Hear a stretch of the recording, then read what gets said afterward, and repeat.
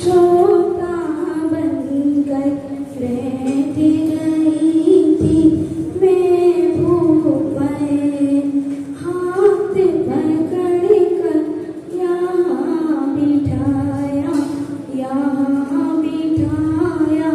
है भूख पर सही रूपी डोरी बांध कर खींचा जिसने अपनी ओर ऐसे गुरुवर के चरणों में मेरा बारंबार नमन ऐसे प्रभुवर के चरणों में मेरा बारंबार नमन।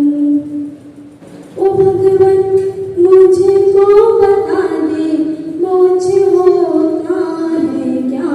ओ भगवन मुझको बता दे मुझ होता है क्या। जैसा तुझे हो गया हो जैसा तुझे हो गया हमको करना है क्या। पापों में समाया तूने माया में फंसाया जिंदगी को मैंने तो यूं ही गवाया। पापों में समाया तूने माया में फंसाया जिंदगी को मैंने तो यूं ही गवाया। ओ भगवन मुझको बता दे कष्ट मिटते हैं कैसे। ओ भगवन मुझको बता दे कष्ट मिटते हैं कैसे। जैसे तेरे मिट गए हो जैसे तेरे मिट गए हमको करना है क्या। दिया संदेशा ओ तुमने प्यारा जियो और जीने दो एक ही नारा। दिया संदेशा ओ तुमने प्यारा जियो और जीने दो एक ही नारा। ओ भगवन मुझको बता दे कल्याणी है क्या। ओ भगवन मुझको बता दे कल्याणी है क्या। जैसे तेरे हो गए हो जैसे तेरे हो गए हमको करना है क्या। ओ भगवन मुझको बता दे मुझ होता है क्या। जैसा तुझे हो गया हो जैसा तुझे हो गया जैसा तुझे हो गया। बहुत सुंदर मंगलाचरण। और आपसे अपेक्षा है कि आप प्रतिदिन यहाँ आया करें प्रवचन सुना करें तो निश्चित रूप से हम सभी को आपको भी इसका लाभ मिलेगा। राष्ट्रीय धर्म सभा को और थोड़ी सी सुंदरता प्रदान करने का उपक्रम करेंगे प्रयास करेंगे। हमारे बीच भाई श्री अखिलेश जी ऑन डिमांड ली जाइए और अपने सुंदर मंगलाचरण से आज की धर्म सभा को आप प्रारंभ कीजिए। भाई श्री अखिलेश जी।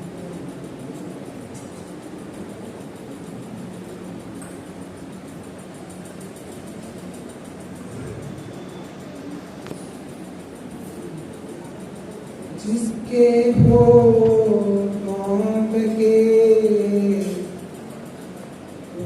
दुआ होती है।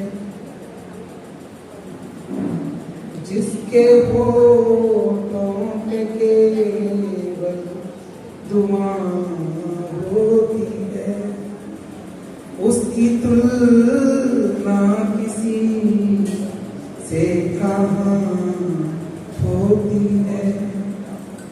उसकी तुलना किसी से कहाँ होती है। डर ही नहीं वो जहां होती है, और क्या हम कहें माँ तो माँ होती है, और क्या हम कहें माँ तो माँ होती है, और क्या हम कहें माँ तो माँ होती है। मतलब ये आज के परिवेश के लिए चार पंक्ति निवेदन करूँ। आज हमारी पीढ़ी, जो युवा पीढ़ी है, बड़ी गैर जिम्मेदार सी लोग चार पंक्ति।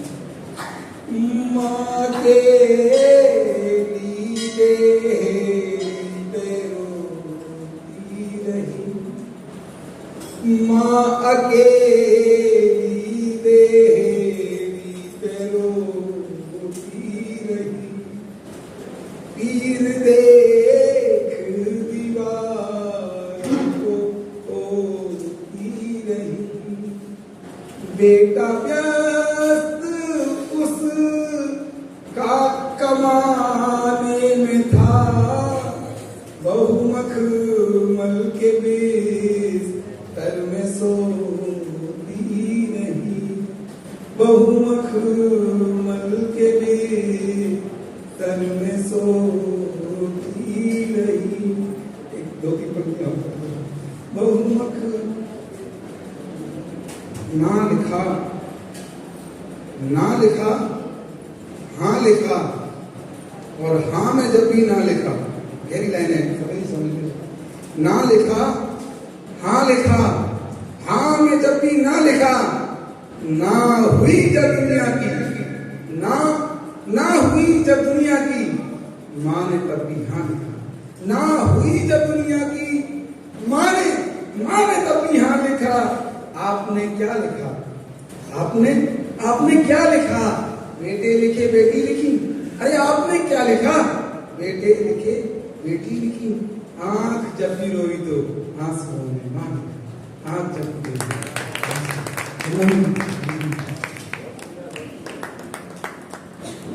माता जी, इनके लिए कितनी तालियां बजाऊं समझ में नहीं आती, लेकिन घर जाके जरूर बजाऊंगा क्योंकि अभी हाथ खाली नहीं है। बहुत सुंदर माता जी भाव इनके, लेकिन जिनके हाथ खाली है वे तो बजाई करते हैं। माता जी बहुत निर्मल भाव है हमारे अखिलेश जी के, और निश्चित रूप से माँ को लेकर के, स्त्री समाज को लेकर के इनके अंदर जो कोमल भाव है, वो जब आपका सानिध्य और मिलेगा तो निश्चित रूप से हमें भी और लाभ इनका प्राप्त होगा।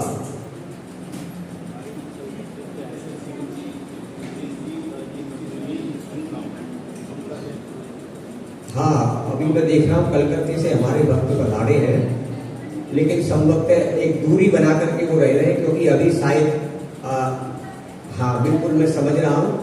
लेकिन आपका छिपी टोला समाज की तरफ से बहुत बहुत स्वागत, वंदन, अभिनंदन, और माता जी का आप दूर से ही आशीर्वाद प्राप्त करें। माता जी सभी कलकत्ता से पधारे हैं, और अब चलेंगे श्रीफल निवेदित करने की प्रक्रिया को हम यह संपन्न करेंगे।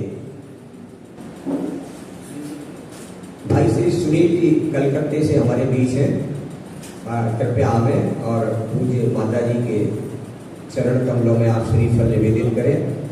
और इनके साथ कलकत्ते की एक और शख्सियत को बुलाना चाहेंगे, जो कि आगरा के प्रवासी हैं, कलकत्ता के निवासी हैं, भाई श्री प्रदीप जी ऑडिटर साहब, कृपया वे भी आएंगे। एक और कलकत्ते की शख्सियत को बुलाना चाहेंगे, भाई श्री धर्मेंद्र जी।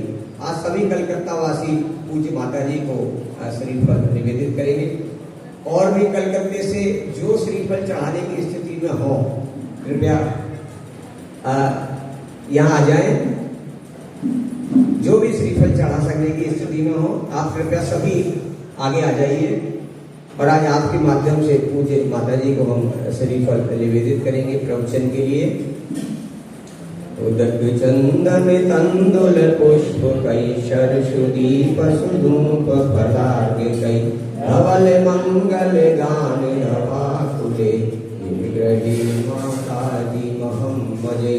ओम ह्रीं परस्त्रियार्कमाते सौभाग्य अरुण श्री माता जी के पावन चरण कमलों में प्रवचनार्थे अर्घम निर्वपामिति स्वाहा।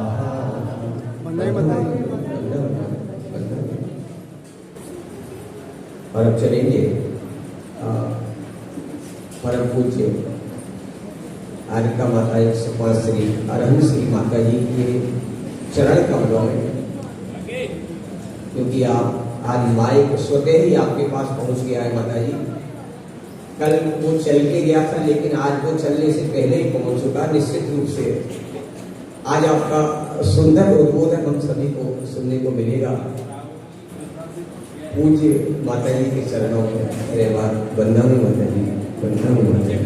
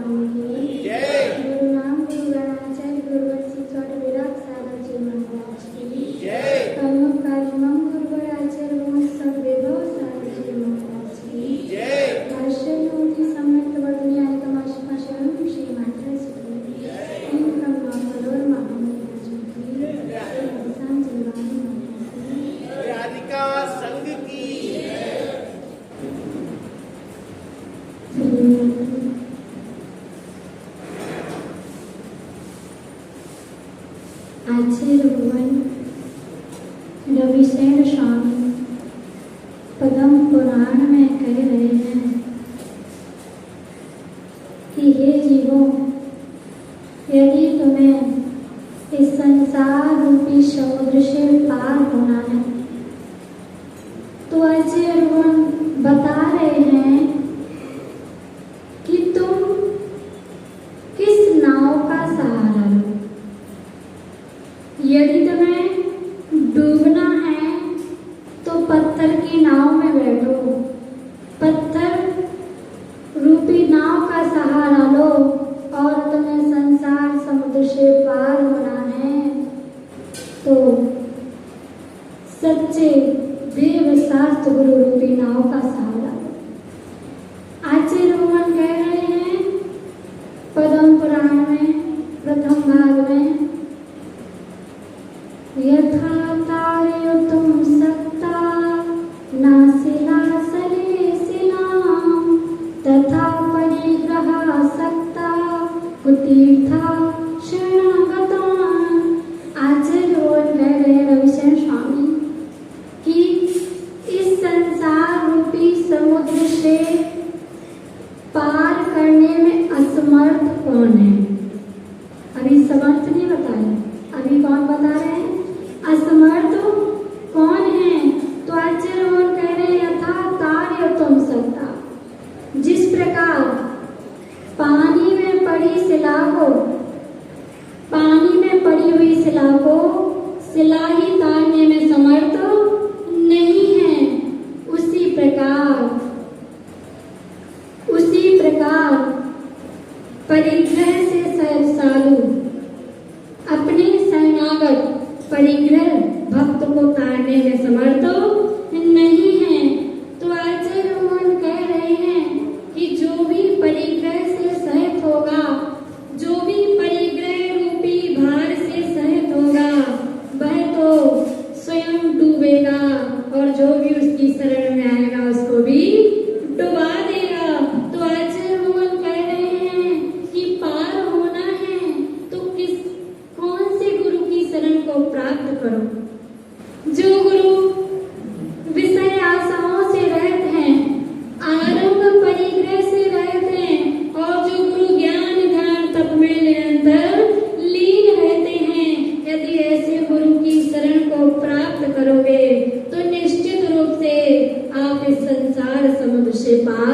हो जाओगे। और जो परिग्रह से सहित हैं, जो निरंतर आडंबर में डूबे हुए हैं, जो मद में डूबे हुए हैं, उनकी शरण को ग्रहण करोगे तो वो स्वयं डूबेंगे और साथ में आपको भी डुबा देंगे। तो आचार्य भगवान कह रहे हैं कि समर्थ कौन है। तो आगे आचार्य भगवान बता रहे हैं, तपो निर्दग्ध पापा लघवस्तत्ववेदिना तायेव तानिने सत्ता जनाना उपदेशका। तो आचार्य भगवान कह रहे हैं कि समर्थ कौन है। संसार रूपी समुद्र से तारने में समर्थ कौन है। तो आचार्य भगवान कह रहे हैं कि जो तप के द्वारा, जो सम्यक रूपी तप के द्वारा पापों को जला करके कैसे हो गए हैं, हल्के हो गए हैं। और ऐसे तप तक जो मनुष्य ही अपने उपदेश के द्वारा दूसरों को तारने में समर्थ हैं, क्योंकि जो पापों से हल्के हो गए हैं, यदि पापों से हल्के होगे तो निश्चित रूप से इतने हल्के हो जाओगे कि एक दिन ऊपर उठ करके सिद्धालय पहुंच जाओगे। तो आचार्य भगवान कह रहे हैं कि शरीर से हल्के हो पाओ या ना हो पाओ, लेकिन पापों से हल्के होना पड़ेगा। जब तक पापों से हल्के नहीं होगे, जब तक पापों से भारी रहोगे, तब तक नीचे ही जाओगे। यदि नीचे जाने से बचना है तो हल्के हो जाओ। किससे? पापों से। पापों से हल्का कौन करेगा? हम पे डिपेंड करता है कि यदि मैं पापों से हल्के होना है तो किसकी संगति करना है। हमें सच्चे गुरु की संगति करना है, सच्चे देव की संगति करना है, सच्चे शास्त्रों की संगति करना है, तब जाकर के हम पापों से हल्के हो पाएंगे। क्योंकि जो सच्चे गुरु होते हैं, सच्चे देव होते हैं, सच्चे शास्त्र होते हैं, वो स्वयं भी तर जाते हैं, स्वयं भी पापों से हल्के होते हैं। और जो भी उनकी छत्र छाया में आता है, जो भी उनकी सन्निधि में आता है, वह भी पापों से हल्का होकर के सिद्धालय को प्राप्त हो जाता है। तो हमें यदि सिद्धालय जाना है, अष्टकर्मों को नष्ट करना है और पारसनाथ भगवान की तरह बनना है, तो निश्चित रूप से हमें भी पापों से हल्का होना पड़ेगा। इसलिए बस प्रयास करो कि हम जितने भी हो सके, जब भी हो सके, निरंतर पापों से हल्के हो पाए। क्योंकि उपदेश किस लिए सुनने आए हो, देव शास्त्र गुरु की शरण में किस लिए आए हो, ताकि हम पापों से हल्के हो पाए और हम और आप जल्दी से पापों से इतने हल्के हो पाए कि एक दिन इस सिद्धालय रूपी घर में हम भी पहुंच पाए। इसी मंगल भावना के साथ बोले गए परम पूज्य श्री विभव सागर जी गुरुदेव की, परम पूज्य कमाई ओम श्री माता जी की संघ की जय। पूज्य माता जी ने पापों से हल्के होने का मार्ग बताया।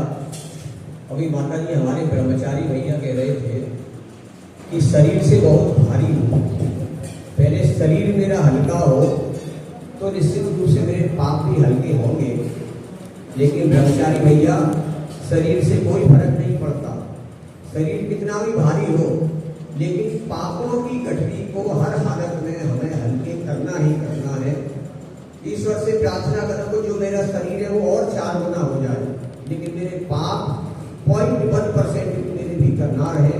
ऐसी मंगल भावना हमें पूज्य माता जी के साथ बैठ कर के आनी है और समझना है कि पापों को हटाने का, पापों को गलाने का क्या काम होता है, सच्चे गुरु की पहचान कैसे हम कर सकते हैं और सच्चे गुरु की सन्निधि में रह करके किस प्रकार हम अपने आप को ताक सकते हैं। माता जी, आज का ये समय बहुत दुष्कर समय है। हर गुरु अपनी अपनी दृष्टि से अपनी बात को बताते हैं और निश्चित रूप से मोक्ष मार्ग की बात को हम सभी को बताते हैं, लेकिन हम मंदबुद्धि प्राणी उनकी बात को अच्छे से समझ नहीं पाते। माता जी, आप आपके चरणों में आज इतना निवेदन कि हमें कुछ ऐसा सिखाने का आप उपक्रम करें कि हम सच्चे गुरु, सच्चे देव और सच्चे शास्त्र की पहचान को समझ सकें और ये धर्म क्या चीज है, इस धर्म को हम कैसे समझ सकें। कृपया हमारी इन जिज्ञासाओं का आज अपने प्रवचन के माध्यम से आप समाधान करेंगी, ऐसा हमारा विश्वास है। और इसी भावना के साथ आपके चरणों में वंदना नहीं बताएगी, वंदना नहीं बताएगी, वंदना नहीं।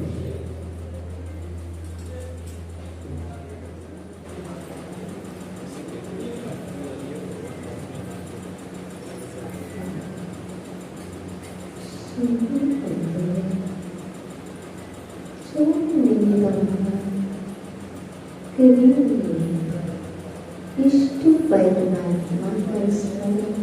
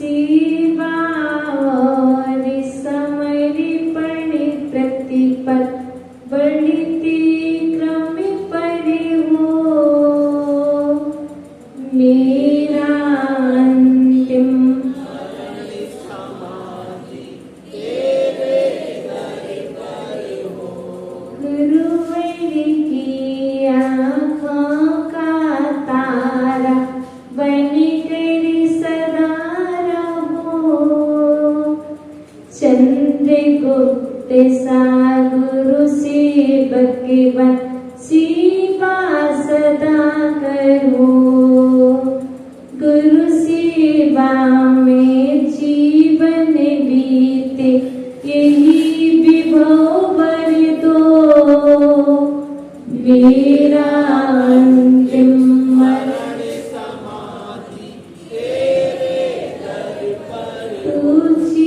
छत्र छाया देवा माझी श्री राहो माझा अंतिम मरण समाधि तुझ द्वारी हो तुझ द्वारी हो।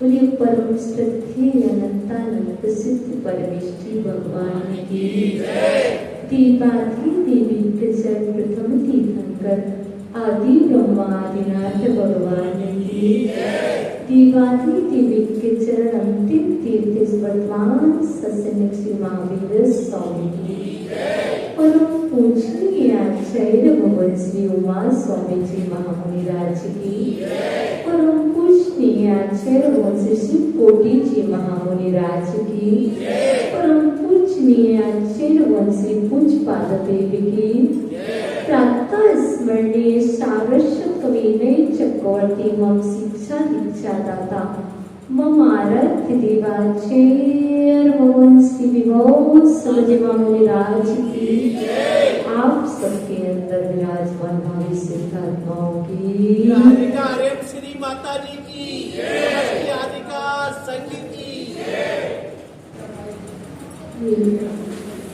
जिनेन्द्रवाणी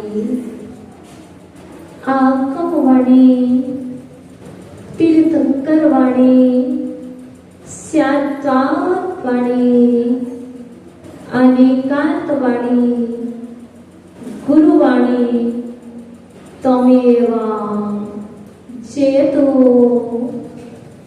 त्वमेव जयतो त्वमेव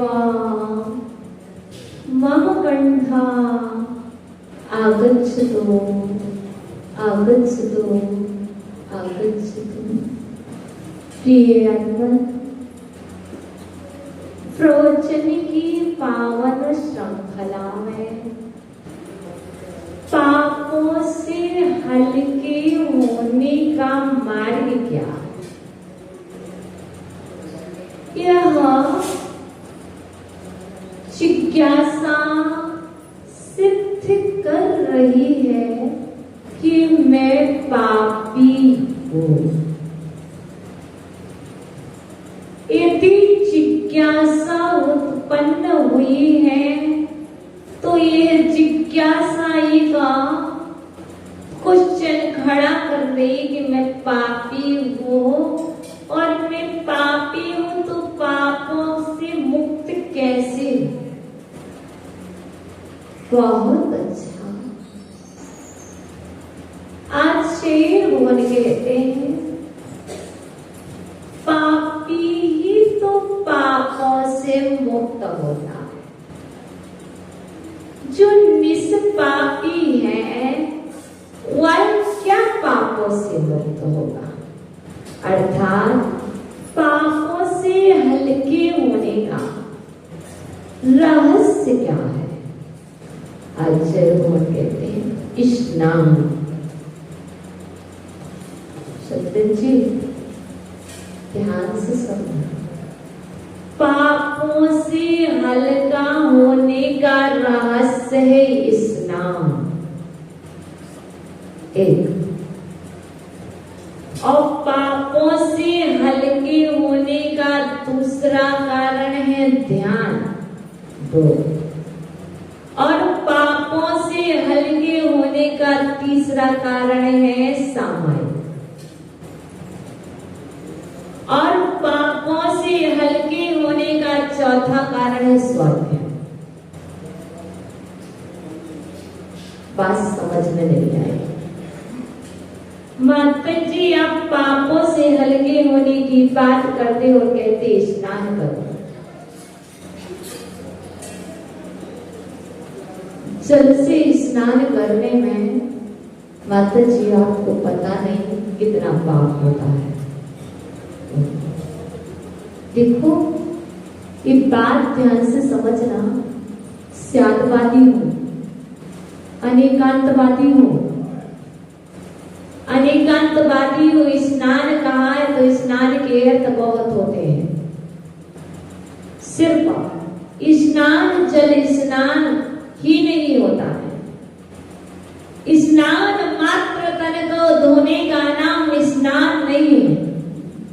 तन को धोने को भी स्नान कहते हैं।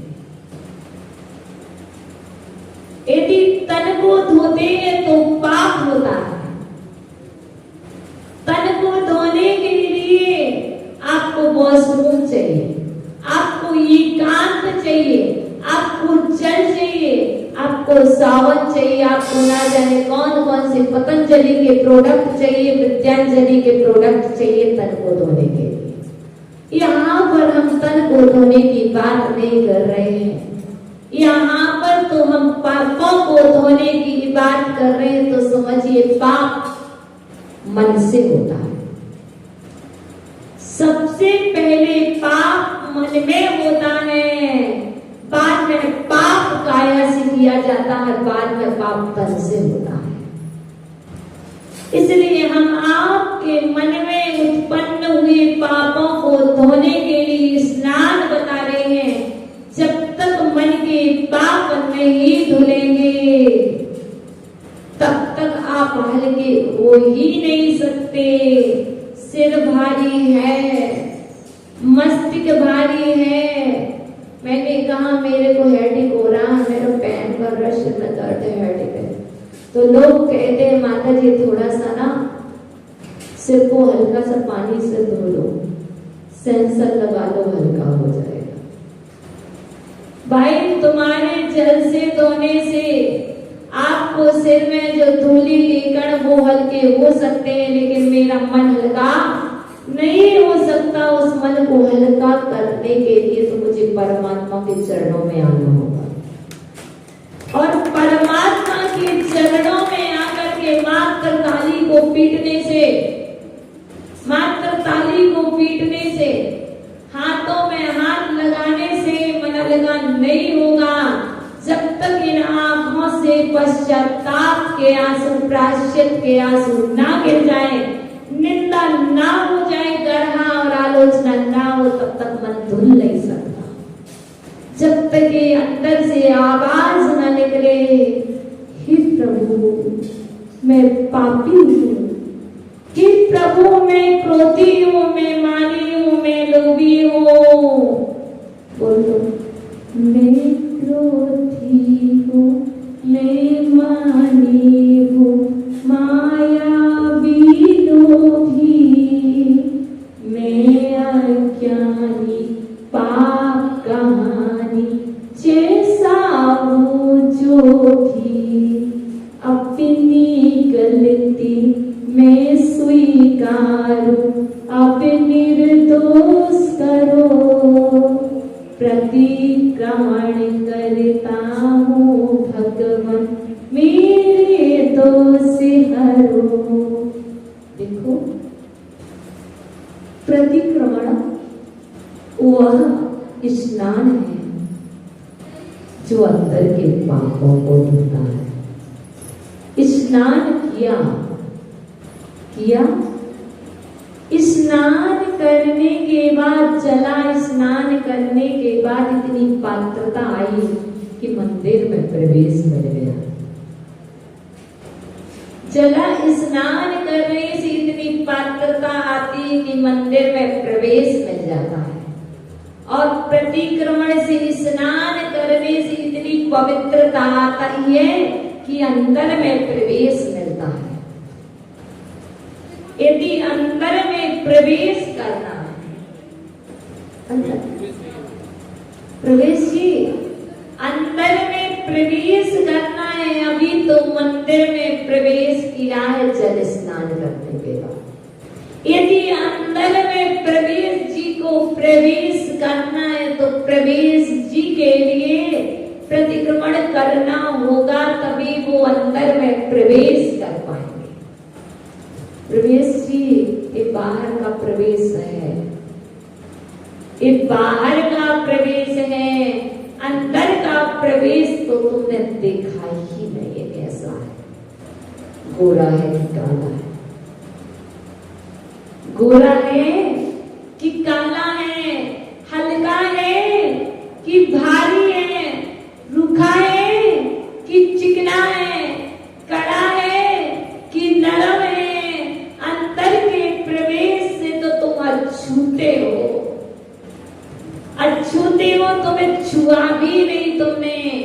लेकिन जब भी छू पाओगे, लेकिन तब जब प्रतिक्रमण रूपी जल से स्नान करोगे, तब अंदर में प्रवेश होगा, और अंदर में प्रवेश होगा तो बाहर में कुछ नहीं दिखेगा, मात्र आप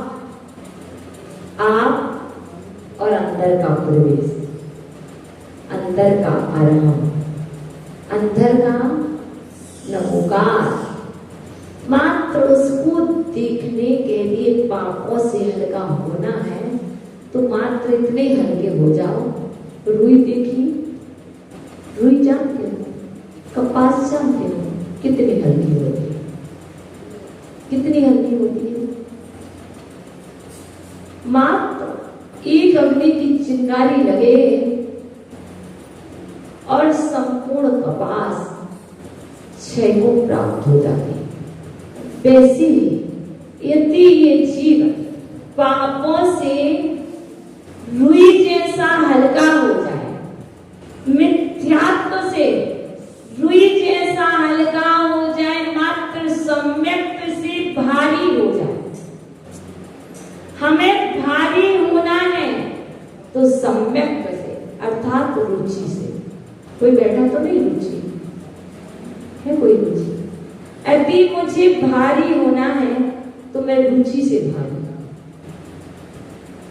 और यदि मुझे हल्का होना है तो किससे,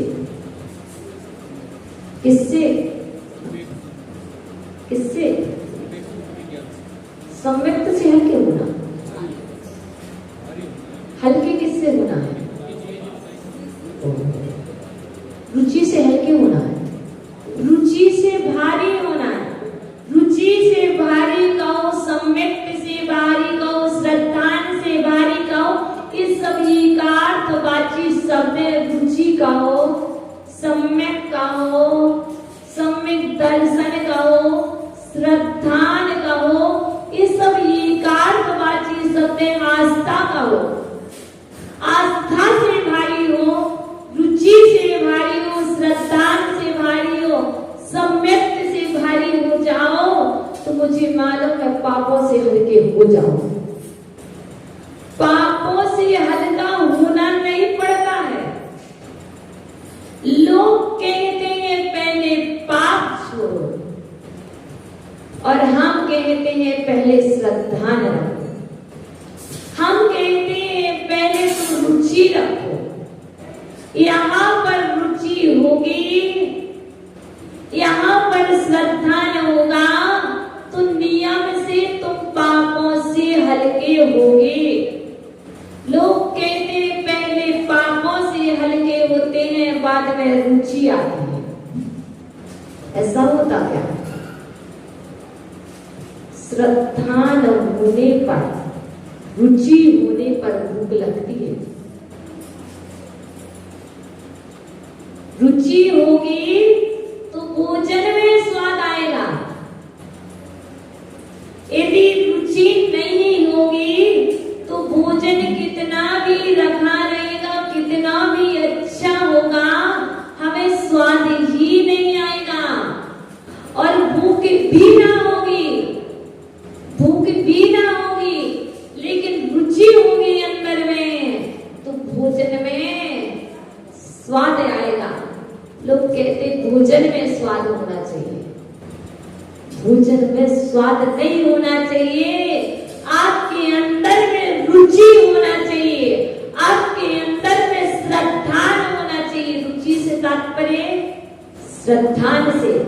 आपके अंदर में श्रद्धान होगा कि यह भोजन तन को पुष्टि करने के लिए नहीं, यह भोजन तो आत्मा को पुष्टि करने के लिए है, यह भोजन तो संयम की रक्षा के लिए है, ये भोजन तो स्वाध्याय करने के लिए, ये भोजन तो प्रतिक्रमण करने के लिए।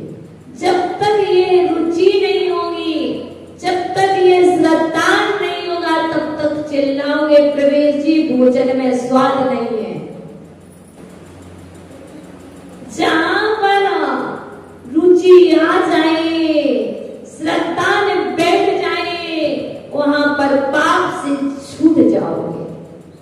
हल्के होना है ना, वो हल्के, हल्के होना है ना, हो हल्के, रुचि रखो। और देखो, रुचि नहीं होगी तो आदर भी नहीं होगा, तो सम्मान भी नहीं होगा।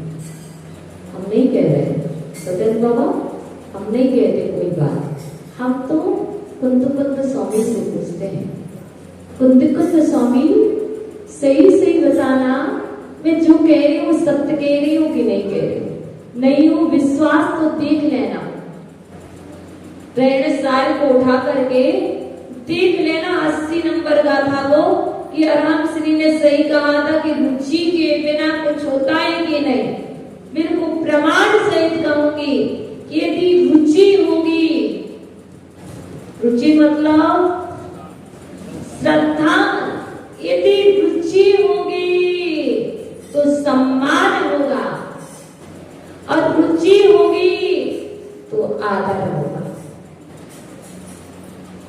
भोजन पर श्रद्धा होगा तो भोजन का सम्मान करोगे, भोजन का आदर करोगे, और यहाँ पर श्रद्धा होगा तो प्रभु का आदर करोगे और सम्मान करोगे। जब तक आपके अंदर ये श्रद्धा नहीं होगा कि मैं पापी हूं, जब तक आपके अंदर में ये श्रद्धा नहीं होगा कि मैं पापी हूं, तब तक उस पाप को धोने का उपाय नहीं करोगे। पहले ये श्रद्धा करो कि मैं पापी हूँ, पापी हूँ, पापी हूँ, पापी हूँ, मुझे पाप से मुक्त होना है, मुझे पाप से मुक्त होना है। उस पाप से मुक्त होने का उपाय क्या हो? तो बता दिया, पाप से मुक्त होने का उपाय है प्रतिक्रमण। प्रतिक्रमण रूपी जल से स्नान करने से ही हम पापों से मुक्त होते हैं। जल से स्नान करने से मात्र तन पवित्र होता है, लेकिन मन को पवित्र करने के लिए मुझे प्रतिदिन प्रतिक्रमण करना होगा। कैसे? जैसे ये माताएं, डब्बो अंकल, तुम्हारी माँ जी थी ना, तुम्हारी माँ जी थी ना, उनने नियम बना रखा था, जब तक ये डब्बू नाम का बेटा स्नान नहीं करेगा तब तक हम भोजन नहीं देंगे। भैया, जितनी ये माताएं बेटी ना, इन्होंने कह रखा था जब तक बेटा स्नान नहीं करेगा तब तक मैं भोजन नहीं दूंगी। ऐसे ही ये चिन्हवाणी माँ कहती, बेटा जब तक तू प्रतिक्रमण रूपी जल से स्नान नहीं करेगा तब तक तू कैसे आत्मा का भोजन कर पाएगा। इस तन को भोजन देना है तो तन का स्नान अनिवार्य है, और मन को भोजन देना है, लेकिन मन में पहले से ही पाप रखा है। कैसे दोगे भोजन? फिर तो वो स्थिति बन जाएगी। क्या स्थिति बनेगी रजनी जी? पता है, दो मित्र थे, बहुत प्रिय मित्र थे। कैसे कैसे मान लें? एग्जाम्पल में कोई भी देख लो। दो मित्र थे, एक प्रदीप जी और एक इनके बाजू में बैठे, ऐसे दो मित्र, या फिर एक मोनू जी और प्रवेश जी, या फिर सत्येंद्र जी और उनके पीछे बैठे बाबा जी। परम मित्र थे, होते हैं ना ऐसे, लेकिन दोनों में बहुत अच्छी घनिष्ठ मित्रता थी। यदि मैं भोजन करूं तो तुम्हें भी भोजन करना होगा, यदि मैं पार्टी में जाऊं तो तुम्हें भी पार्टी में जाना होगा, यदि मैं किटी पार्टी में जाऊं रजनी जी तो अपनी मित्र को भी लेके जाऊंगी। मेरा संकल्प है, मेरा संकल्प, मेरा वादा है कि मैं कहीं भी जाऊं तो मैं अपने मित्र को अपने साथ लेकर के ही जाऊंगी। कैसे? जैसे हमारे दो पैर हमारे मित्र हैं, हमारे दो पैर हमारे मित्र हैं। जहां पर हमारा लेफ्ट पैर जाता है तो राइट पीछे से चला जाता है। इतनी घनिष्ठ मित्रता है, इतनी घनिष्ठ मित्रता है। मैं सोचती हूँ कि मैं एक पैर को ले जाऊं, एक को ना ले जाऊं, पर दोनों चले जाते हैं। वैसे ही दो मित्र थे, एक था भौरा और दूसरा था गुरीला। का भौरा और दूसरा गुबरेला। इन दोनों के अंदर बहुत प्यारी घनिष्ठ मित्रता थी। भौरे ने एक दिन पार्टी रखी, तो कोई और भौरा नहीं है, हम ही होंगे उनमें से। तो एक पार्टी रखी और भौरे ने कहा, मित्र आजा, मैंने एक उद्यान में एक पार्टी रखी है, उस पार्टी में तुम्हें चलना होगा। वहां पर आज हम तुम्हें बहुत अच्छा मकरंद देंगे। देखे ना, मित्र को मित्र की बात पर विश्वास नहीं था। प्रवेश जी, मित्र को मित्र की बात पर विश्वास नहीं था, तो प्रवेश जी की तरह दूसरे मित्र ने अपना टिफिन तैयार करके अपने पास रख लिया। बिल्कुल सही समझ रहे हैं आप, बिल्कुल एग्जैक्ट समझा है आपने कि दूसरे मित्र ने अपना टिफिन रेडी करके ऑलरेडी अपने मुख में रख लिया। अब छोटा सा गुबरीला बेचारा कैसे ले जाए? आपके पास 2 हाथ होते हैं, आप अपनी कैरी बैग में रख लेते हैं। उसने अपने मुख में ही अपना भोजन जो प्रतिदिन करता था उसने अपने मुख में रख लिया। और मित्र के साथ मित्र ने कहा, यदि नहीं जाएंगे तो कैसी मित्रता, और दोनों साथ चल दिए। जिसने पार्टी दी थी वो मित्र भी उसी डाल पर बैठ करके मकरंद का स्वाद ले रहा है। और दूसरा जो मित्र साथ में गया था गुबरीला, उसी फूल की डाल पर, उसी फूल के मध्य में बैठ करके वह भी उसका स्वाद ले रहा है। और जब दोनों ने भोजन किया, उसके बाद मित्र से पूछा, क्या आनंद आया? भाई मुझे तो कुछ भी आनंद नहीं आया, तुम तो मुझे फालतू में ले आए हो, कोई आनंद नहीं आया। लेकिन मित्र बुद्धिमान था, भौरा बुद्धिमान था।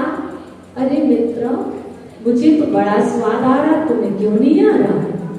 तो मित्र कहता, भाई तुम अपने मुख में जो अपना नाश्ता का टिफिन लेकर के आए हो, पहले तुम उसको बाहर रखाओ, फिर उसके बाद आकर के तुम उसका स्वाद लेना। और जब गुबरीले ने वो अपने अंदर का गोबर निकाल करके साइड में रख दिया, उसके बाद वह फूल पर मकरंद लेने गया तो क्या हुआ? उसे स्वाद आया, फिर वो पछताने लगा, अरे मैं कहाँ था अभी तक, जो मैं उसी में लगा रहा। ऐसे ही आप मंदिर आ जाओ, स्नान कर लो, मंदिर में प्रवेश हो जाएंगे, लेकिन मन में तो ये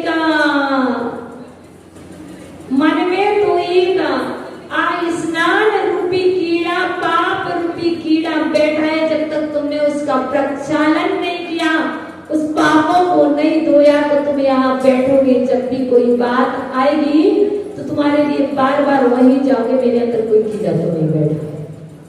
इसलिए अंदर का स्नान करना है, मन का स्नान करना है, तो तुम्हारे लिए पहले वो टिफिन निकाल करके रखना होगा। वो टिफिन कौन है? वो टिफिन कैसे निकलेगा? प्रतिक्रमण रूपी जल से स्नान करोगे तो अंदर में जो रखा हुआ मन का मैल है, मन की मैल को धोने का साबुन यदि कोई है तो वो है प्रतिक्रमण। और तन को मैल को धोने के लिए बहुत सारे साबुन बने हुए हैं, पियर्स, डव, लव, ना जाने कौन कौन से लक्स, ना जाने कौन कौन से प्रोडक्ट तैयार हैं जो तन के मैल को धोते हैं। लेकिन आचार्य भगवंतों ने एक ही प्रोडक्ट तैयार किया मन के मैल को धोने का, वो है प्रतिक्रमण रूपी जल। उससे स्नान कर लो, उसके बाद कुछ भी मिलेगा भोजन में, बड़ा आनंद आएगा। देखो, जब तक अंदर का स्नान नहीं होगा तो स्वाद नहीं आएगा। देखो, माँ ने कहा था स्नान करके भोजन करो, सत्य कह रहे। जब आप स्नान करके भोजन के लिए बैठते तो मन कैसा होता? प्रसन्न होता। यदि बिना स्नान के बैठते तो कैसा होता? अप्रसन्न होता है मन। और जब मन प्रसन्न करके भोजन करोगे, प्रवचन सुनोगे, पूजा करोगे, अभिषेक करोगे, कुछ भी कार्य करोगे प्रतिक्रमण करके तो कैसा लगेगा मुझे नहीं पता। मैं तो प्रतिदिन पहले प्रतिक्रमण करती हूँ। मैं जल से स्नान नहीं करती हूँ तुम्हारी तरह, मात्र मैं स्नान तो करती हूँ। कभी सुबह 4 बजे कर लेती हूँ, कभी 3:30 बजे कर लेती हूँ जब तुम सोते हो। स्नान तो करती हूँ, लेकिन मैं प्रतिक्रमण रूपी जल से स्नान करती हूँ और मन के पापों को धोती हूँ। तो जब मन के पाप धुल जाएं तो ये तन के पाप तो ऑटोमेटिक धुल जाएंगे, क्योंकि पाप सबसे पहले मन से होता है, बाद में इस तन से होता है। इसलिए हल्के होने के लिए मुझे विश्वास इतना है, इतना ज्यादा विश्वास है कि ये सभी लोग प्रतिक्रमण करते होंगे। नहीं करते कोई बात नहीं, चिंता नहीं, आज से शुरू हो जाएगा, आज से शुरू हो जाएगा। मात्र 5 मिनट के अंदर प्रतिक्रमण होता है। जल से स्नान वाली तुम 30 मिनट में करो, 1 बाल्टी पानी बहाओ, लेकिन प्रतिक्रमण करने के लिए कुछ नहीं करना। 1 बाल्टी पानी नहीं बहाना, मात्र 4 आंसू निकाल लेना और पश्चाताप से अच्छे से प्रतिक्रमण कर लेना। हे भगवान, मैं बहुत पापी हूँ, मैंने बहुत पाप किए, आज मुझे उन पापों का पश्चाताप हो रहा। प्रतिक्रमण के लिए पुस्तक नहीं चाहिए होती है, प्रतिक्रमण के लिए पुस्तक नहीं चाहिए होती है, प्रतिक्रमण के लिए तो अंदर के भाव चाहिए होते। जैसा जैसा जो जो जहां जहां ठीक ठीक उसी तरह से पश्चाताप कर लेना। जिस जगह पर जिस प्रकार से जो पाप हुआ है, उन पापों का प्रक्षालन परमात्मा के चरणों में बालक की तरह बनकर के कर लेना।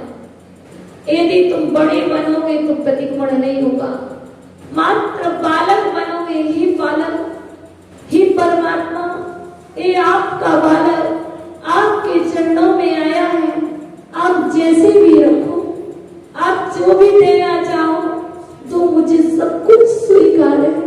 पर परमात्मा, आप मुझे इतना शुद्ध कर दो, इतना पवित्र कर दो, मेरे संपूर्ण जीवन के संपूर्ण पापों को धो दो।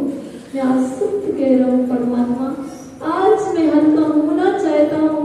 कब तक ये बाहर रख रहूं, क्योंकि मुझे नहीं पता मेरी कल की पर्याय मुझे देखने मिलेगी कि नहीं, कल मैं आऊंगा कि नहीं आऊंगा। जब तक ये अंदर में भाव ना आए तब तक प्रतिक्रमण नहीं होगा, वरना मात्र इतने करते रहोगे। पुस्तक में लिखा है 2 इंद्री, 3 इंद्री, 4 इंद्री, इतने लाख, 7 लाख, 2 लाख, 3 लाख, 4 लाख, 14 लाख, इतने ये चीज बोलते रहोगे, लेकिन मन के जो जो पाप हुए हैं उनको नहीं बोलोगे तो भी पश्चाताप नहीं होगा। इसके साथ साथ जो दैनिक क्रियाओं में जो पाप हो रहे हैं उन पापों का प्रक्षालन करो। इसके लिए और कुछ नहीं करना, मात्र इतना ही करना, आपके पाप धुल जाएंगे। इसके बाद भोजन करना। भोजन क्या, हमारा मन नहीं लगता माता जी, हम माला लेकर के बैठते हैं, आत्मा का भोजन है। माला करना, सामायिक करना, ये क्या है, आत्मा को भोजन कराना है। मन नहीं लगता, हम नमो अरियंताणम कहते हैं, मन कहता वो कैसी है। नमो सिद्धाणम कहते और सामने कोई आ जाए तो उसने मेरे साथ ऐसा कहा था। क्यों, कि कब तक, जब तक तुमने प्रक्षालन नहीं किया तभी तक विचार आएंगे। तुम पहले प्रक्षालन कर दो, उसके बाद तुम्हारे अंदर कोई विचार नहीं आएंगे। एक बार क्षमा मांग लो, उसके बाद कोई भी विचार नहीं आएंगे। फिर तुम मन इतना अच्छा लगेगा कि नमो अरियंताणम, नमो अरियंताणम। हम 3 बार नमो अरियंताणम बोले और देखना कि समोसरण में महावीर स्वामी कोई से भगवान समोसरण देखना और आपको देखेंगे कैसे उनकी दिव्य ध्वनि कहते नमो अरियंताणम, नमो अरियंताणम।